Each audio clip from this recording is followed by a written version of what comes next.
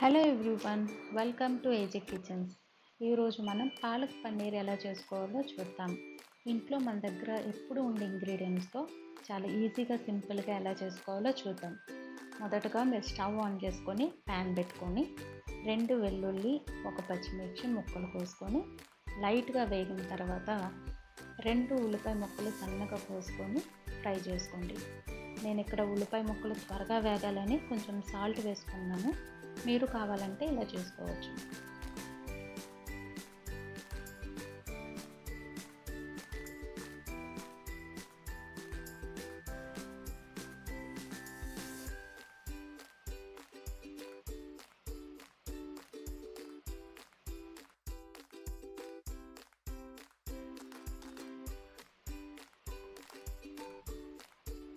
ఇలా లైట్గా ఫ్రై అయిన తర్వాత ఒక 10 నుంచి 12 జీడిపప్పులు వేసుకొని ఫ్రై చేసుకోండి.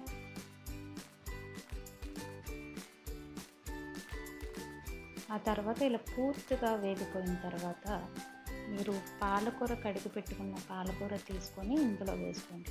దాంతోపాటు కొద్దిగా కొత్తిమీర కూడా వేసుకొని పెట్టుకోండి. ఇది ఆకుకూర కాబట్టి అది త్వరగా దగ్గర పడిపోయి ఒక 2 నిమిషాల పాటు అలా ఉంచుకుంటే ఆ పచ్చి వాసన అంతా వెళ్ళిపోతుంది.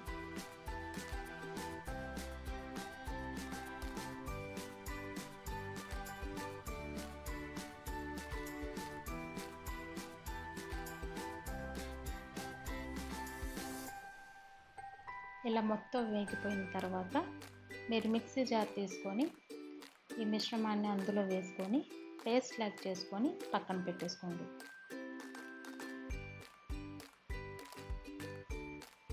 తర్వాత అదే ప్యాన్లో 2 స్పూన్స్ ఆఫ్ ఆయిల్ వేసుకొని బిర్యానీ మసాలాలు మీ దగ్గర ఏముంటే అవి, బిర్యానీ ఆకు, చెక్క, లవంగాలు, యాలకులు, ఎండుమిర్చి ఇలా ఏముంటే అవి అందులో వేసుకొని ఒక 1/2 నిమిషం ఫ్రై చేసుకొని ఒక టమాటాను ముక్కలు చేసుకొని వేయించుకోండి.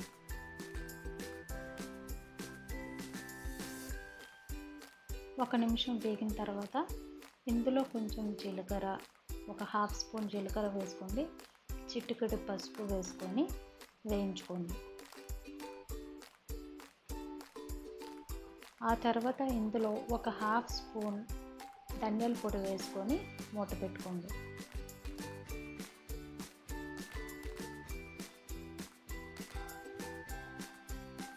మరో నిమిషం అయిన తర్వాత ఇంకొక 1/2 స్పూన్ గరం మసాలా వేసుకొని తిప్పుకొని మూత పెట్టేసుకోండి.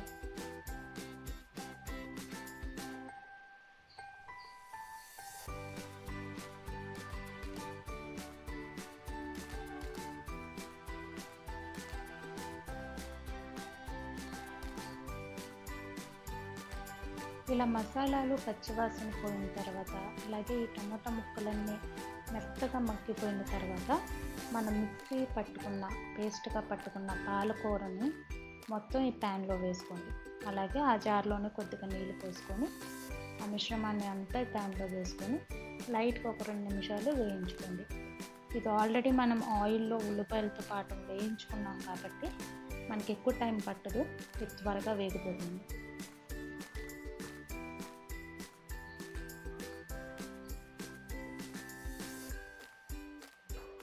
ఇలా 2 నిమిషాలు ఉడికించుకున్న తర్వాత పన్నీర్ ముక్కలు కూడా ఇందులో వేసుకొని కలుపుకోండి. పన్నీర్ ఆల్రెడీ మెత్తగానే ఉంటుంది కాబట్టి మనకి ఎక్కువ సమయం కూడా పట్టదు ఉడకడానికి. కలుపుకొని మూత పెట్టేసుకోండి. ఒక 3 నుంచి 4 నిమిషాల తర్వాత ఇలా చూసారు కదా, ఇదంతా దగ్గరికి ఇలా వచ్చేస్తుంది, ఆయిల్ అంతా సపరేట్ అయిపోతుంది. సో పన్నీర్ కూడా బాగా ఉడికిపోతుంది. సో చాలా ఈజీగా మనకి పాలక్ పన్నీర్ రెడీ అయిపోయింది.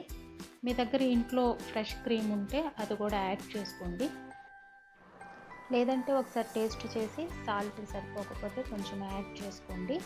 సో చూసారు కదండి, మన దగ్గర ఇంగ్రీడియంట్స్తోనే చాలా ఈజీగా సింపుల్గా పాలక్ పన్నీర్ రెడీ అయిపోయింది. ఇది రోటీలో కానీ రైస్లో కానీ చాలా బాగుంటుంది. ఈ రెసిపీ కనుక మీరు నచ్చినట్టయితే లైక్ చేయండి, షేర్ చేయండి, సబ్స్క్రైబ్ చేయండి. And thanks for watching.